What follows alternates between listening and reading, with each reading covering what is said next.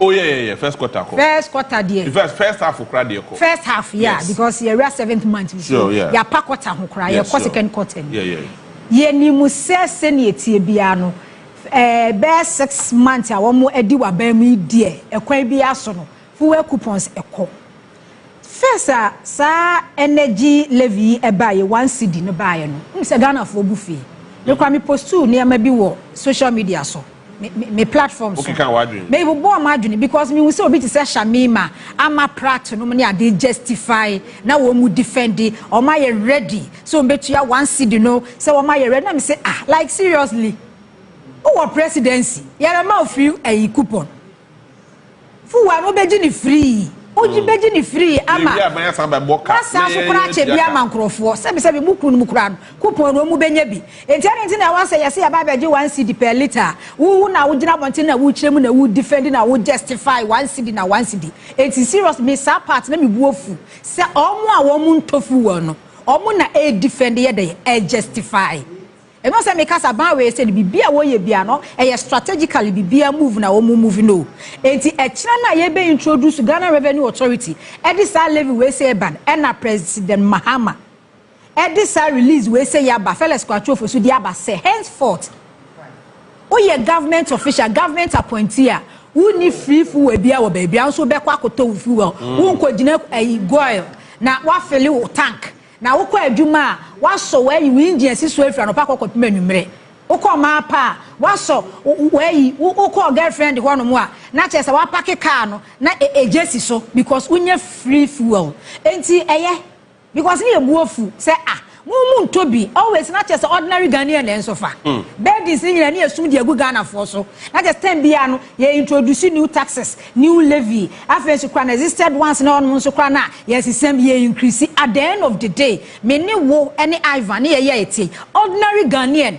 ye mo bro wa for no the vulnerable in the society ye na ye suffer ye na ye be nkrofo se be nkrofo akro no ma ba bebo ni ya kan energy sector e ka da ho no mo ye bebe to ye over 80 billion and over 81 billion ni ye bu akonta na at the end of the day akonta na ye bu no timamuni ya enye ne bone ne light bill otua ni mitebo ni fie otua omo aban ne koro no ono na esofa ni asanso abukare de agunu so wukomo ya eka ye da wono ye eka esla ye introduce ye say na ye de kwaji loyi efa so be ne ba so ma Ghana ni Kania ye ti Ghana ha say ya under the leadership of your friend say former energy minister Dr. Meltupoku Prempe JB hwe meti wono me mitebo me fe postpaid I quite remember say baby am kotena ye no e be say 2023 eba 2024 early 2024 no na me bill eba 350 okay a free bill June July eba na mitua 900,000 I see ya make an announcement bia wa Ghana kan che Ghana ni say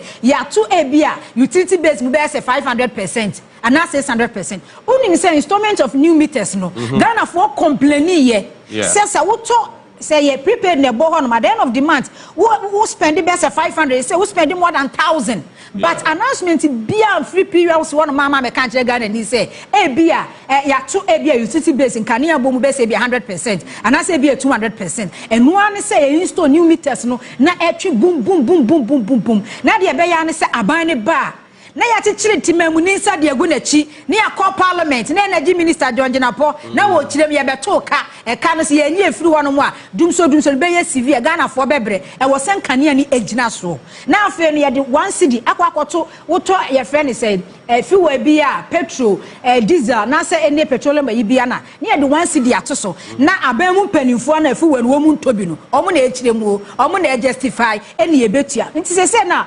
President Mahama I was so trust na to hono ono udi kan na che se ye timemfo na de ye di akiri won se oti ne ma bi se yi a enye wo bufu enye wo ya enhya wa horoba won se president no wo tu anamon ye nyina na ya beto ha nti ye nyina nya de ye mwa na sa wo ha no ye nyi fafiri ho esan se sumu na ye de eya and then JB twade na apie say government appointees government officials obi Anthony fuel ye wo Ghana ha say ni ye V8 de si hɔ no mo a V8 no ye bufu we free the boom na ye de akonwa ye de president akonwa ele sim Baby a president beko biya no. Esa say VAT no. Enye ni sika na yede toye. Taxpayers money na yede toye. Mahama so ye bi. Me kai former president. Me say 8 years etwa mu ekoye. Na president Akufo-Addo. So Ghana for kan ye nti obia na VAT tu pa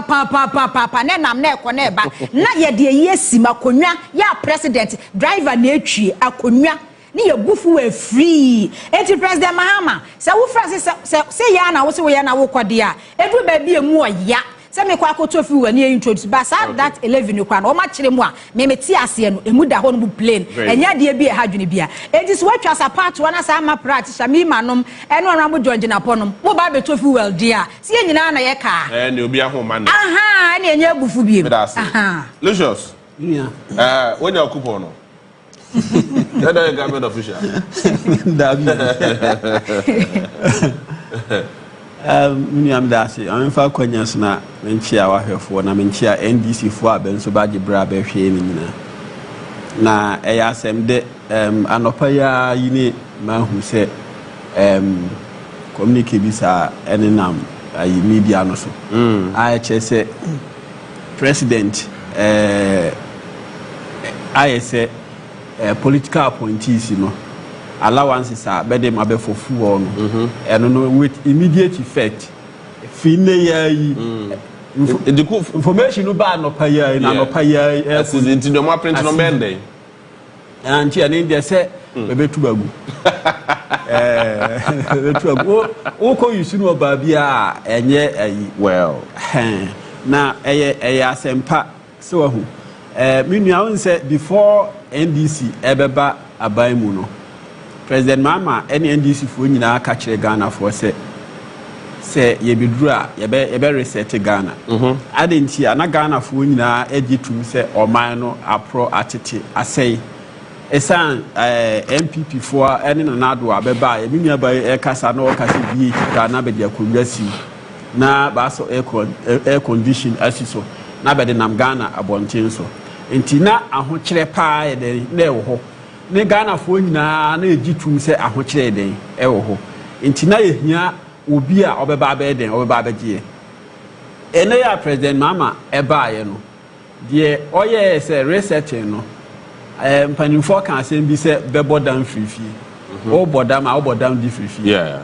ha ayi bronin kasa bele charity begins at home enti no se ne atie dia ministers a mewo anase ministers a meyi no ankane ohwe ministers a na adu dikan yi ya okoyi about 125 ministers ewo Ghana haisi be nyina betika mu beti be wofie begifu allowance sa hodo no nyina begibi ebo oman no ka eninti no ebra so say ye nyina no ye be den ye de nyama bi a ebetimi aboa ma ye ho ayeden ahenhan ye agu akwan mu ene no ka say 60 ministers no obeden obeyi enti sa ohwa ministers a nanado eyi no President Mahama eye na dwen say odimu be half pe eni be de ebebu man no enti say o calculate VAT and minister betinam allowances ahodo pediums ahodo ne fie ne security any ayi housemaid nasefo no nyina saa sika no ebeba be den ebeba bebu oman no futum amede aiden ede abobra I think say last week ni me ne Ivan call ayi meeting bi ana ayi for National Development Planning Commission na be kan bibi about say ohwe mortality rate ye maame mu abekọ awoso a be mafie na ekosoro what you say na emudodo na nso ye ade a akwati say ye wo chefa wo anase aban no wo chefa wo out of negligence ka ho bi ne ebi nso ohonum a enema bi ananka ese ya yantimi anye den anye enti no President Mahama kraka ese ayi wo hwe this is assemblies no common fund na akona wa task be say every year bia no this is assembly bia NC one chip compound what you say I say every district assembly bia na ye preso to me see one chip yes year bia afi ba ku bia no say we see chip compound I see. Na we say no e be possible so dia na chese ye hia sika. O ti ase. Say o calculate chip compound and the year. Oko nkurase na na say baabi a materials no a wo pɛ no kra no ne bo fam na. Wo hia be around 100,000 Ghana cedis. O ti ase and I say 800 yes sorry around 800,000 Ghana cedis. Na what you get then what we di asi. Wo hwe schools ahodo a ewo oman yu ma yo ba bia nkura da so ti enuase ene den ene eco school nti se ebenya sika dia ko si chip compound ebenya sika e dia akọ si schools ahodo ebenya sika dia to textbooks e dia mankura na eche se aban mu mpanimfo abe no nso no ba den banya baabi agina no enema bi abe enjoy say etimi den yetimi yi so kakra nti anyina no ye eche no kakra enti wo ho no ma wo ti V8 ma na wo ti air condition mu no ye hwan wo de no so kakra na ya nya sika de atofutuo mu na ya tumi de den ya tumi de abo oman no ho bra me bi hu ne say e ya sempa ebri bi atwam na ente saa what you say be catch you say oman no emu din a time bia be catch you say emu din no ade ba ko be besen adwen ho ye say be beje to what you say na ba sane eden ba sande a live big enti wa bre ko MPP for na be catch you say oman no mu ayeden no be introduce e-levy be oman no mu ayeden be introduce betting tax oman no mu ayeden na fuel air kosoro oman no mu ayeden na offense dollar no so ne bo ayeden ne bo air kosoro enti e ma ho kire kese pa ayeden e be toye o Ghana haisi enti no me no de meka say e ya sempa ba be wo political appointment no e ma be ngu no so say e ye ade bi a e ye hate bi wo hu say aban no pese be ho e kire be no what you say because say wo hwe oman ya yetim na wo hwe kwan a me kai bribi ayi nsoko but your ba pinfo bi free honum eba wenchi Methodist hospital na unim sa awo kan the previous day no na awo kan no na benya ka emfa no de emfa no mba I see what you say nti ade chi na say bidie ka bi ko ho bidie ka no ko bidie ka o ko akura na si o bidie ka ko akura na si a no ko fa ni bidie ni be sere no eye kia ahu ni bed no to kia nu ne kia yi ba dia ben pa sa no ba hospital na bedru e no na ayi oba no na se ahu be sesi because na akura no de ne nsa na eba o ti ase entini senka be woni aba chip compound bi wo hono ne happen ye bede no ko hono ma megidie say enka nurse ni a owo hono no ebetini asoso ano kakra o ti ase ansa na bed no aede aba ayi ofrense district hospital and I say any nearby hospital hwe oko ayi hospitals ahodo na and I say district hospitals na ko hwe kwan amanfo asanlai ewo honum what you say obo honma ni issue no mild issue bi sa ana say enyade bi a wosuru bi a be obekwa kodi lies wa abrekwa nka bi a chip compound wo honum ni malaria simple malaria bi ni okọ ye na bi a behwe na enka no ho beto no but obekwa kwan akọ district hospital no akodi lies wa minimum mekai incident bi a obi take queue room o ti queue ma okọ head doctor sa oto no wawu enti piniko no ono so ti ho ansa na later be notice say wawu no oto o ti ase enti no ensem bi wo ho no ma enye desa enti no hu ni say a good move ni president Mahama ateki say at least say ministers no for allowances no so me crowd me hu ni say your other allowances bi mu ho no enjoy yeah say be scrap is allowances no every ho no nanka at least ya to me dey ahwe the other sectors no so okay Ivan before say me ba ho no ma me ka say the minister in charge of local governments chieftaincy and rural development and religious affairs HCA assembly members April May omo allowances no 1,300 the call into assembly member bia wo Ghana ha bia no oyere ana wukunu waje 1,300 why nti okase scan fi oboa ai mama mi tio wo salary ba wo nanso ai wo salary ba wo nanso da bia meka Yebi, my mencha na mencha what here for. Na menka say governance. Yeah. Is about the people. So in any proper governance setup, Biano is premised on the welfare and the collective gains of majority of the people or more minimum at any point in time. And policies and programs of government, always, as I reflect these daily needs of people. And like from a policy background, you can say the policy bar. First of all, you look at problems our minimum. So you tease these problems out. Now what weave solution. So that solution, so by the time a policy in the Bible, now it is seeking to address the basic challenges now we're finding within.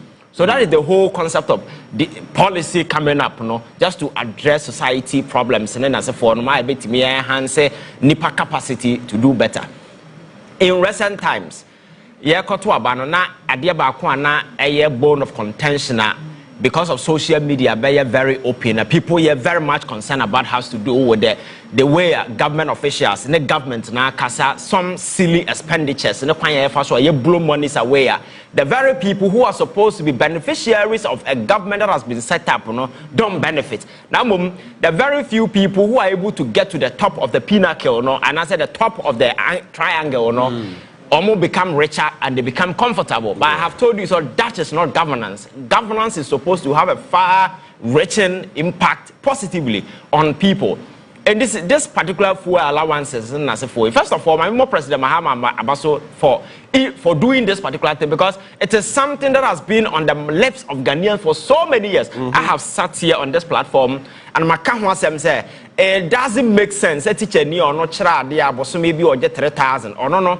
Yes, onto fuel. Now will be or no, a minister or access to huge money in as a form of no fuel. Does it make sense? And these two people are working for the same motherland. Does it make sense? So it doesn't make sense. It defies this logic, common sense. And as for over the years, we think their power is being in the privileged position. You enjoy yourself. That is all that political power, the concept has always been about. Until the very moment you are appointed as DC MP, you feel you are better than the rest of the people. Until you must be treated special. Then as a forum, that mindset, and I don't know where it's coming from. But you see, all these things in a colonial mentality, you inherit it.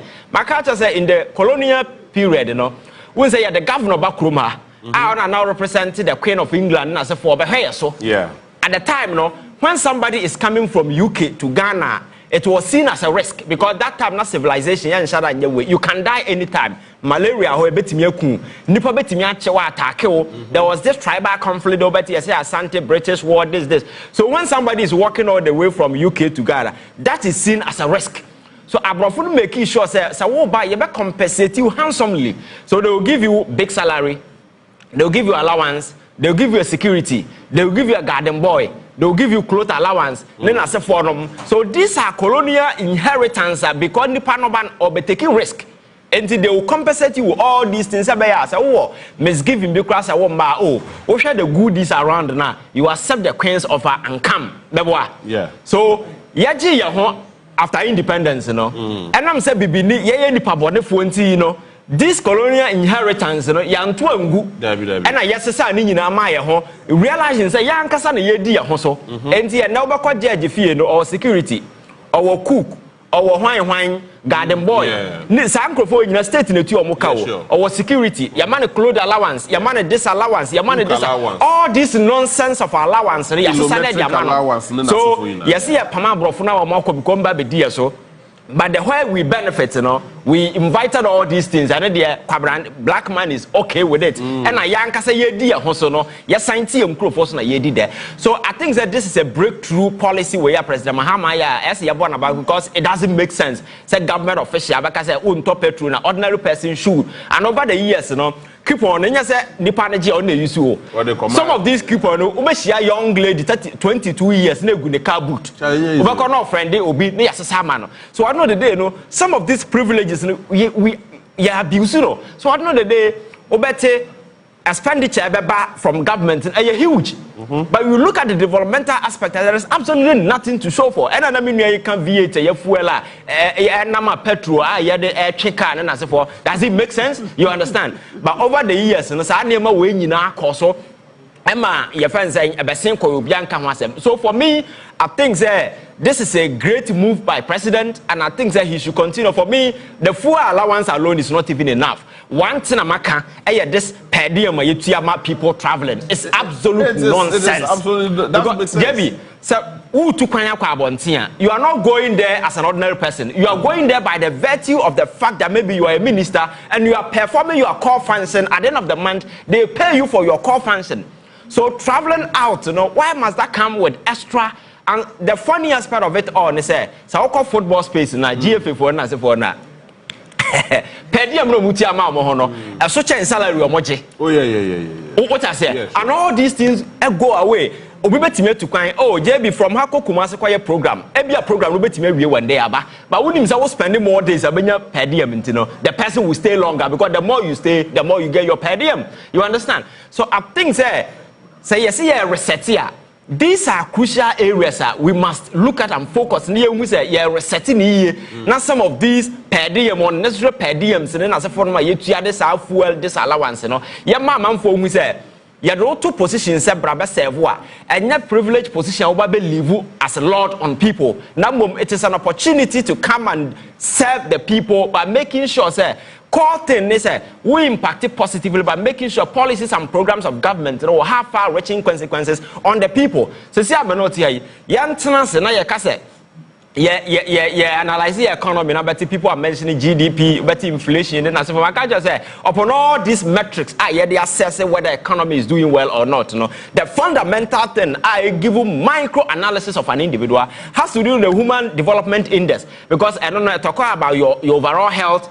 It talks about your friends' education. It talks about your social and your friends' economic well-being. Young far individuals who are teasing out in terms of some of these things. Now you who say how and a Ghana for your near my SCT. So for me, I think that these are some of the things that you have really your mind to. Now your governance, any positive impact on people. Now you're making sure some of these minor things over the years, so now power and say enhance empower. So I think that government deserve a lot of commendation for doing this, and for me there are other areas he must also look at. Because Ghana for the year said the burden will be lessened. Yet here few years ago, the president did a press conference telling Ghanaians, former president Akufo-Addo, catch say, "Yen tighten your bet." Na your face because on my no higher than. We are not in normal times. At the time, na president bet the trust and nation na who could create new campus about bet because at the Jubilee House you saw the amount of money that they were wasting there at the time. You understand? People were telling him that so if you want us to yen tighten your belt, one so size of government and huge and fast will be a mass. Let's try to resize it. But that particular wise counsel hit it on a snag. Nobody listened to anybody. So for me, I think that this is a good move and it's in line with the concerns of Ghana for Rezi. It means that President Mahama Kwatana and China was signed by and he's listening, working on the dictate and the demands of the people. Okay. Because these are some of the things that na Ghana for here means omo ban be ya more enti na ya da sorry na say aban ento fuel ma obia should buy on one kasa the way. I think that the same thing should also be extended to individuals when it comes to electricity na say for na obia na you make sure say yen nyina ya that the same line so or salary allowance everything abenya no and be determine the cost of living eba sa na ebe ma obia your friend saying a clear picture of the real state of the economy. And to say, I can't have the economy in one idea. And yes, I will fuel free into room. Obia will appreciate indeed, or mine more than say, mine Obia will appreciate because these are people sitting at the policy table. So if they feel the heat, that's Obia over another day, that will factor into and DSTV then as a form of over the years the amount of money you blow in all these things does even make sense. You understand? DSTV does it even make sense? Jubilee House, Flagstaff House in Chile, Afibia no mudi ne cost Ghana 1 million Ghana cedis. In Chile keke, maybe a president did now in Chile and Senior Kakra so Actually, the budget 1 million Ghana cedis and the touch. No, sir. When the system is weak, everybody will exploit it to their advantage. Yeah, so NPP and Guasie 2024. Some of these issues. Yes. Because time I work crisis, yes, regional tour. And then presidency expenditure number reported by spend fuel 51 million Ghana cedis, car ties, batteries 15 million Ghana cedis. Some of these issues and also some of these stories no about out Ghana for so it doesn't we na men call Lucius on yeah so say na Mexican these are things that Ghana for share and JB governance are projected to a level and every single Ghanaian out there no enim dia koso me say sa wo koma kola na kwisia ma me a oton toma na won na can politics nim dia owo no e bia kra ya et TV see ni sa nim dia no people have grown to appreciate politics to the sense say ade bia obaye bia no they can read meaning into. So when you are government, I don't think say we are still in 1990 where you think the people are gullible folk, they don't understand anything. I'm telling you that Ghanaians are well enlightened, they understand policy deep in and out. They understand. So I think that some of these things meeting the immediate needs of the people like the president has done. No? For me, I think that it's positive. Right. Ghanaians should commend the president for doing this and also ask him to do more. Because I can't just say until per diem, yes, crappy through, and I will not be happy because I don't understand why we'll be too quiet in the Juma. Juma no, it's why we appointed the person to go and do no. Now you see extra cash money. Doesn't make sense. You understand? Okay. And there's some of other things that we need to look at. For instance, as the president too quiet, just say yes, where will be in monetary and name. Does it make sense? Lucius, my memory before summer call the number now. Abdulkumanov, I'm so young. Of course. Ye na yehu de si wo hono mo mama obi Dr. Cote d'Ivoire say of Ankoma Hawa Koomson pantwitwe ne mo so there's a pain and warden at the end of the day the NDC won. What does it mean to the NDC? For the first time in the history of our republic from 1996 till now NDC winning about that. For the first time NDC winning that battle, but beyond about to no to quite a pocket of issues to see wo hono mo. What does it mean to the good people of Ghana, our democracy, and going into a by-election and also, what are the consequences? Okay, for the first time in history, NDC are winning a home. I don't know. Despite the fact say, Yanyano ABR 100%. What you say? But then, me GDA say, Oshe, Amamu Papa. Air Kosona, and no Kahubi, Enema NDC, Erini, Entino, Aquatia Diesua, Yequino, no regime say NDC, Ebesan Arini. I see. Na, dear Corso, no. Adeba Kwa Mestre, MPP4, ME, ASA, Benko, Nabanko to be fee, and Sana, Elino. Say Yabeka Bibi and I say Bibi si Ghana haya, but the banu ababi. There be America say NPP party no. I then agu. The Okana the few say the boy. Say okay. Elections ya Yabeka no 2028 na. And no bachelor say NPP party no agu. After 2028 election, NPP enti my power bill. No question pan Commissioner. And near air corner party na gu. Oh, okay. What you say? Agu. Na mbom sesi no enya dia bebehu. Until say be call general election. Na bebehu say be results na eda 38 no. Esu ahwen aba be 16. E ho mo bebehu say be party na dey agu. Die ntia make say yes say. Onim say enra. Be call National Council meeting. Yeah. Enra. Oh, I see. Na bekoye no. Mamen na aye friend is free. Yeah. Afri ye kopa che say party no mom take decision say ben contest the election no. Na mom onu mom ye den ekoye. Say obekaya a before elections no.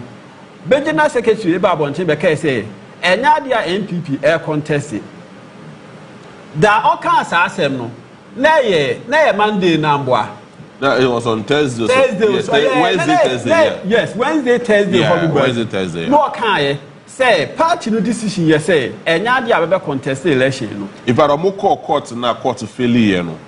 I'm call high court, a court, about injunction, no. I'm mobile on BSR press conference. So it was, I think, Wednesday, Thursday. Or granting interviews be brave. I can say, and now they are contested. Yeah, who ya say, I dear China, mammy.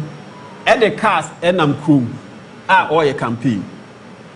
Now, then Pani Baba say, party I take a decision. Nani Paba for Atimi, I and I been say, decision now, party Kakakani na taking or non fenya Juma. What I say, dear the canon, near to Sumienu, the same party now, okay, say uncle contest no. The next members na be concede the seven contest no campaign about one na ba san gina ho enti no me tin say ma me na akwa patch say all contest no mbisa won say all patch na what happens to the same people na all patch no where were they not there the same people na be take decision say be nko no be so na be wo ho nti say wo patch say one ko wo ya den contest now. Contest now. Then what happened to them too? I didn't tell Besso Ben Patch or say Besso Becker say, young contest in Suya. But I don't know, most of the key party officials know the likes of the general secretary, the chairman, Dr. Mahmoud Baumia, but I think Osmai. Mahmoud Baumia, Osmai. So, yes. Canada Japan. Canada Japan is not a executive member. No, but I or any personal aid. Well, or didn't the spokesperson rather? What can the Japan? No, I mean, America Boaji. Well, what I say, what is spokesperson? Canada Japan, Hunting can say presidential aspirant 2024, which is Canada Japan. No, hon. What I say, prospective aspirant, Brian Champo, on the first and donate Sika. Yeah, that's the man. Yeah, sure. Wahoo, Entino, what you say, partner and Kasam says here, Obi said the center canoe who. And you buy chairman, Obo say chairman, no one con, say chairman and Casa who no crash it. And chairman to tell others what truck crack, I said, of a soldier homemaker. Yeah. Entino, me command him no. My member near course or home, about one a course or home. Me who say journalist be police in the ball, Nasu. Yeah, man, Yako. I think say I didn't police in the year no. One yard any crime continue by the by interdict no. One yard no matter what, minim ade pioneer obi ebe ya obetimi ahwene sum tesa.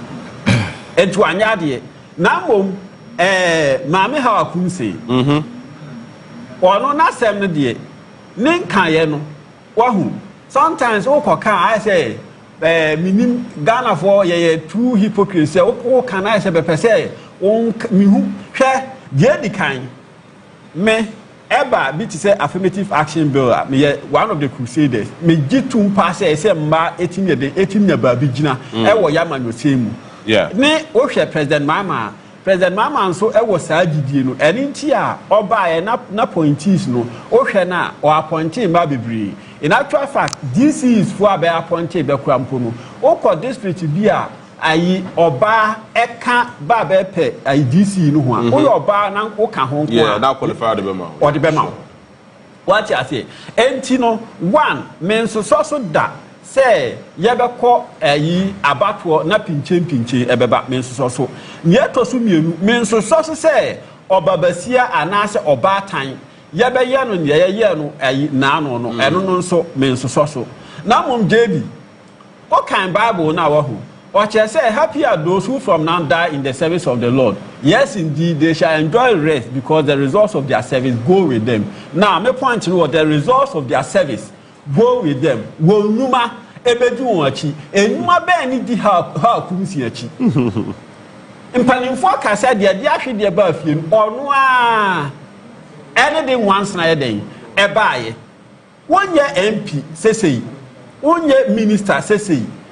One year executive ewo MPP mu sesei ye to aba na wakoho a wokoho as an observer meboa yeah as an observer no eba ne sen okoya inner perimeters no okogina ho no wakogina ho more than 1 hour. What you say? Eba ne sen so ne okọ no ukita pepper spray. Na chese waboa ho. Are you calling someone China now? Are we investigating no? Yes. Onu ankasa hia say you investigating no. Because the intention to even commit a crime nankasa a crime.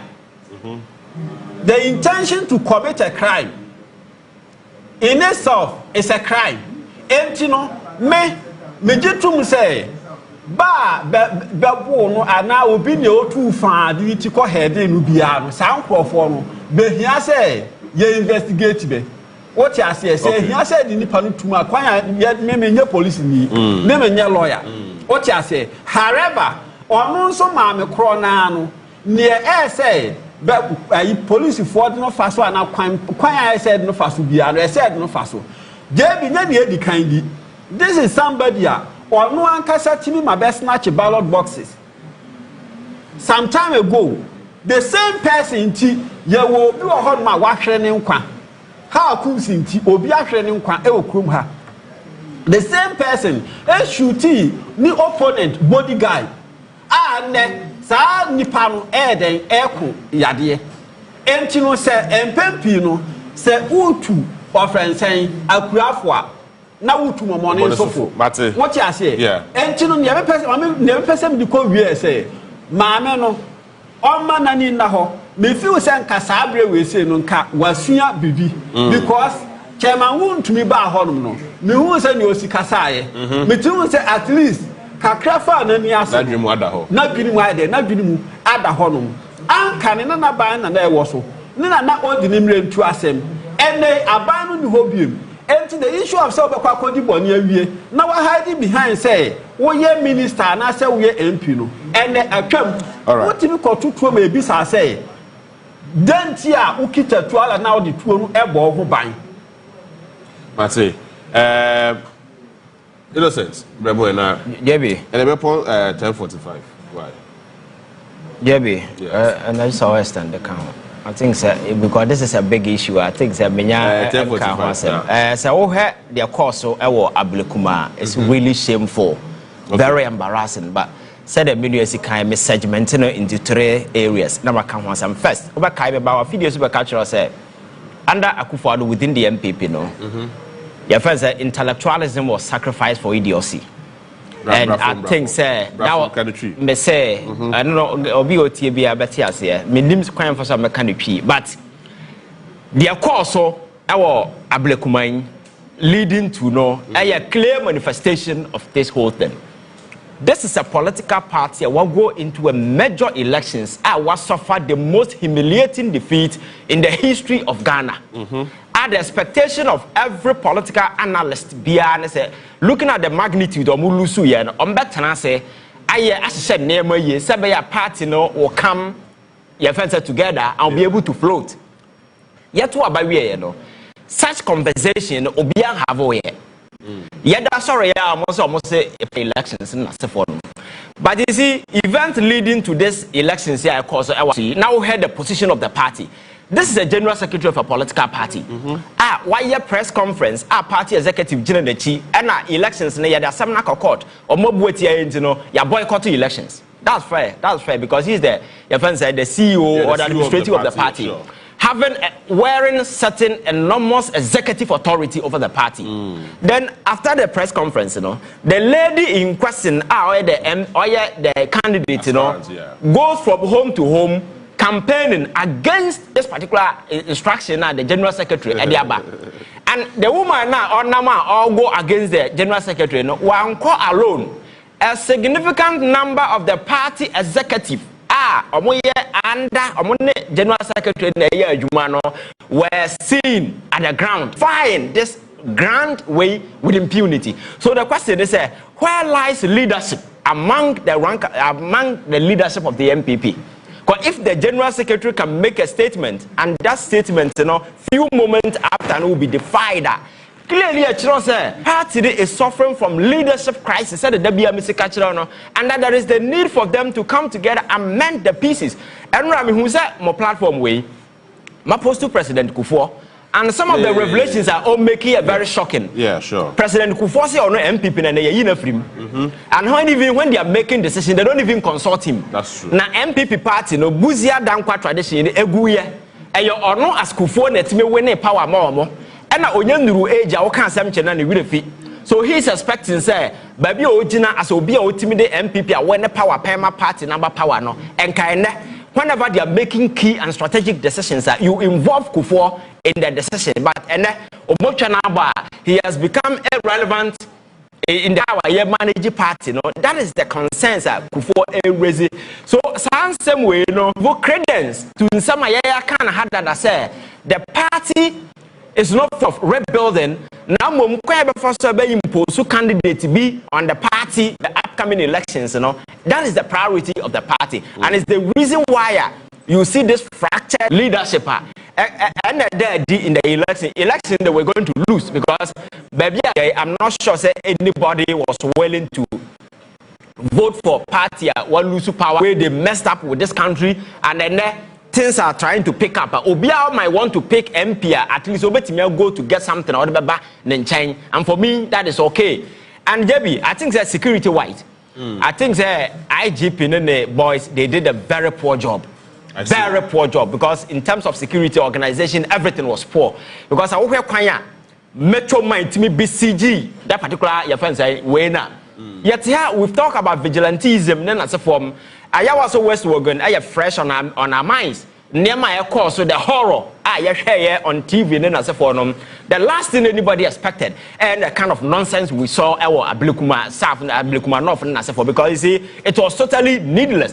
But my question is some metro mine or more betting cutting why not do a moko again this back and forth now ANC we saw the police we saw the attitude that I said the course no do not inform because they were not armed. Exactly. Yes, of course. Nobody was even in a tactical gear. And then as a form, you cannot go into an election ground and assume say oh everything is going to be okay. So police in for it doesn't make sense. You understand? So I think the grand strategy by the police in dealing with this particular matter was a bit some way. And again, so security elapsed here.